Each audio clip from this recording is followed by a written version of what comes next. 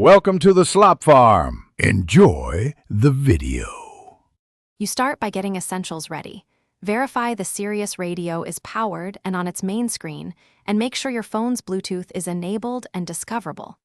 Once done, open the Sirius Bluetooth or phone menu, choose Pair or Add Device to initiate discovery. You do this now because the radio only scans during pairing mode. While the unit searches, keep your phone nearby and avoid multitasking with other Bluetooth devices. So you'll see your phone's name appear on the Sirius display. Tap it to select and proceed. Then match the PIN shown on both devices or accept the confirmation prompt on your phone. This verifies secure connection. Once paired, grant permissions for contacts and media if you want hands-free calling and streaming audio. These permissions let the Sirius unit show caller info and play music. Make sure to confirm the phone as active audio source, so the radio routes sound from your device. Now switch the Sirius source to Bluetooth and play a short track or call yourself to test audio and call routing. You should hear sound through the car speakers.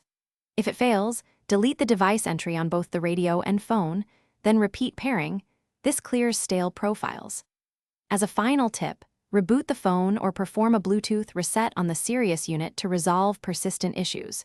Doing this refreshes the stack and often fixes timing or discovery conflicts. Thanks for watching. Consider subscribing if we helped you today.